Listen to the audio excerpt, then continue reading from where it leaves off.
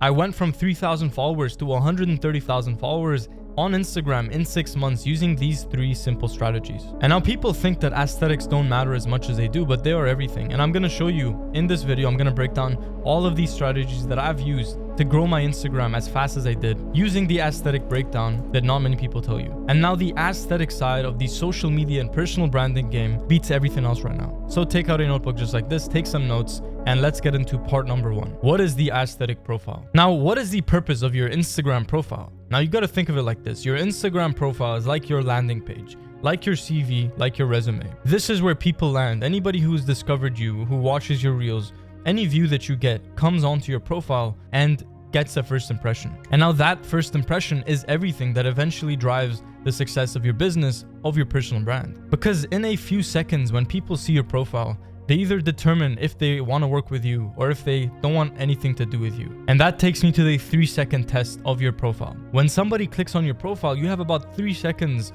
for them to decide if they actually care or if they don't care. And that is why first impression matters. On Instagram, you want to separate your reels and your profile. Don't keep any reels on your profile. Keep all of your reels on your reels page. And then keep your profile for personal pictures, pictures about your lifestyle, what you do on a day-to-day basis, and more about you. And these pictures have to be aesthetic, otherwise people will just associate you with an unaesthetic personal profile. Now, the reason why aesthetics are actually so important is because of this. The quality of your content and your page makes people associate that with the quality of your coaching, your community, your product, or your service. So just alone by having a very optimized aesthetic Instagram profile, people will think that you have a very high quality service. And this instantly changes everything. So this is where your profile posts, this is where your pin posts, and your bio change everything. You need to clearly communicate within a few seconds what it is that you do, what kind of person that you are, and what your personal values are. Now, you can find a lot of creators and take them as an example of how a very aesthetic personal profile should look. And now you have to remember that your profile is judged as a whole. It is not judged individually. What this means is people don't look at each post specifically,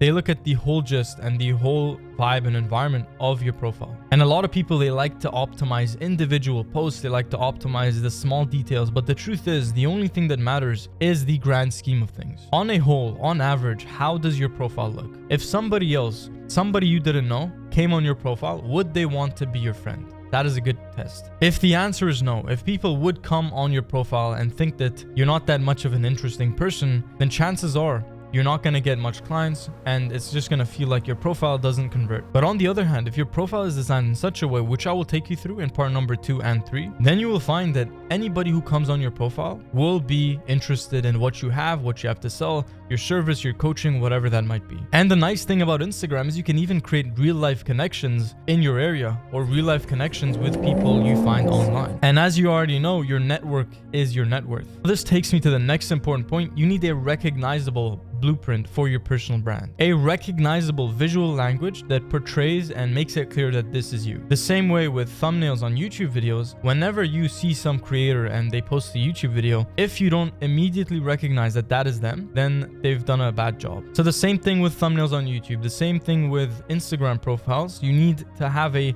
very recognizable visual identity. Now, what this means is you want to use the same fonts. What this means is you want to use the same type of color grading. If you're going for a very saturated look and a very cinematic look, then stick with that and keep that consistent. If you're going for a very raw iPhone type look, then just stick with that as well. Even with your reels, even with the content you post, even with your stories, you are going to need this repeatable format. Think about this, the angles, the lighting, the outfit you wear in your videos. If you're wearing something different every single video, then people can associate you with one thing. As you probably noticed, I've been wearing this black shirt in every single video I post on YouTube, on Instagram, on the second channel, the first channel. And now this is a small touch and you might think it doesn't matter, but it does. The same thing with the lighting. The lighting is consistent in almost every single video. On my Instagram reels, what I post are vintage style reels, talking head reels. And if you look at all of my videos, they're all the same. They all have the same visual identity and language. And that is why I've been able to grow so fast on Instagram. And not only that, but also operate a very successful coaching business off the back end. And all that starts with visual identity.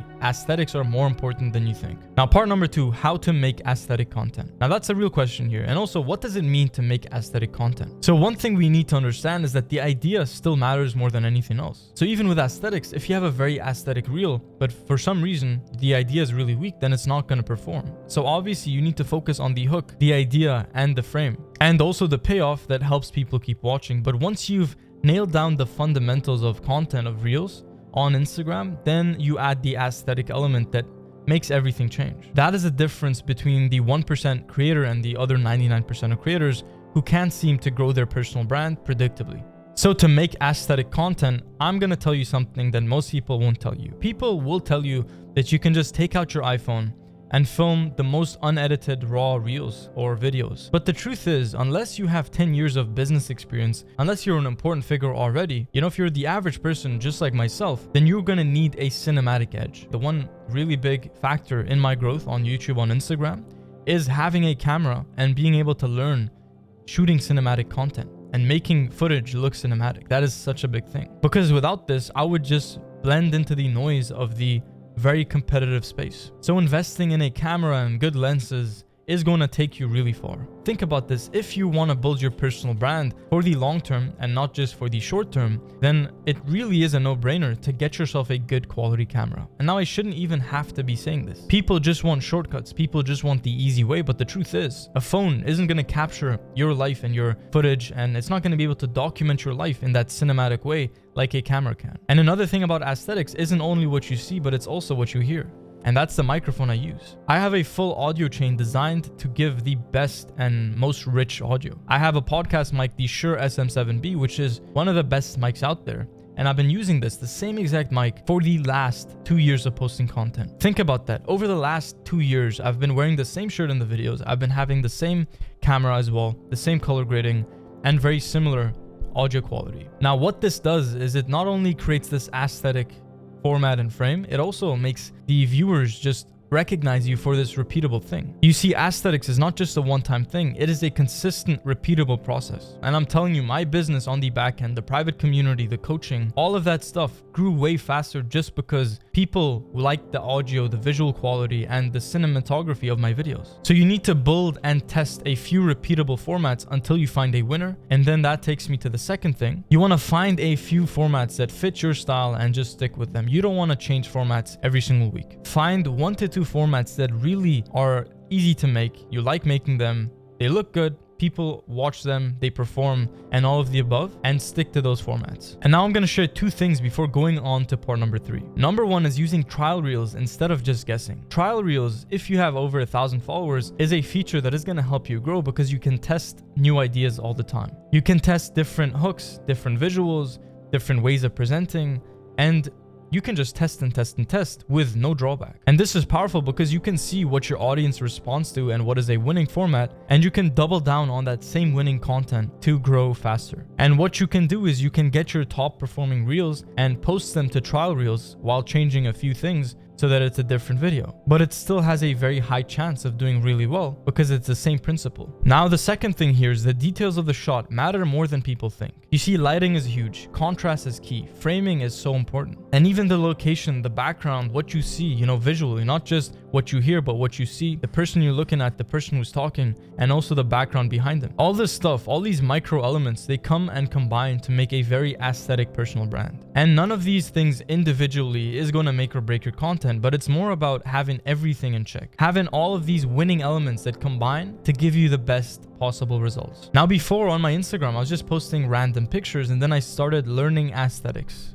And over time, once you start obsessing over being aesthetic, then it actually gives you a very high competitive edge. It makes you stand out where everybody's doing the same thing and people don't really want to learn how to use a camera, learn cinematography, learn framing, composition, lighting, how to get the best quality audio. People are too lazy to learn these things. And as a result, they just blend in with the noise. And as I said before, unless you are a very important figure or you already have 15 years of business experience, then you are going to need to stand out visually. If you're enjoying videos like these and you want to level up and scale your personal brand, then subscribe to the channel. We're posting weekly videos that help you do that every single week. Part number 3, the aesthetic brand conversion. You see, the most important part of having an aesthetic brand is it immediately creates trust. When people see high production quality, when people see that you've spent time, with the quality and the visual elements of your video, this immediately portrays trust. If I see somebody and their visual quality is high, I'm instantly going to think that everything else that this guy does or this person does is going to be of high quality. And this is brand association. Now, I've had people join into the community not because of the information or the value, but just because they like the editing, they like the cinematography, and the way I present my videos. People have told me that. And that is why, as an educational content creator, it's so important to focus on value,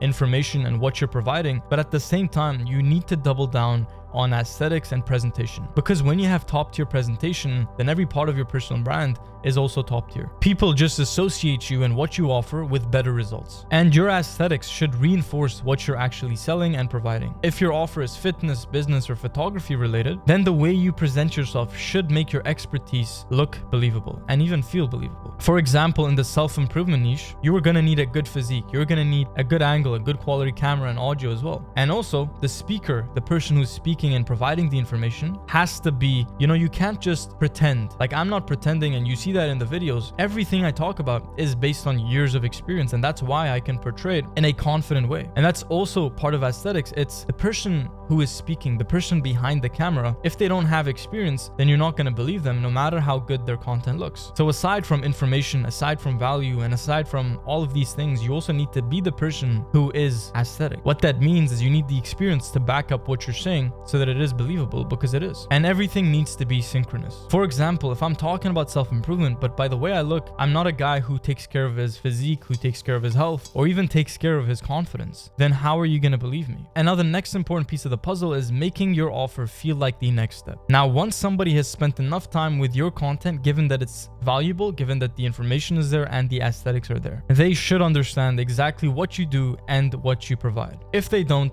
then you've already lost the game. At some point, you need to set the expectation that you are a coach, that you are somebody who helps people on a higher level. Because if you don't set this expectation, people are just going to always expect that you just provide free value, but you don't get anything in return. And as a result, you'll just be an entertainer, which is not sustainable. You need to study your ICP, study the results and the transformations that you can provide. And at that point, your product and your service, they're not going to feel like some random promotion. They are going to feel like the next natural step, because everything is aligned. Now, if you want to get started and learn how to build a successful personal brand from A to Z, then check out part 1 of my 3-part course over here. The video should be on your screen somewhere right now. Take care, and I'll see you in the next one.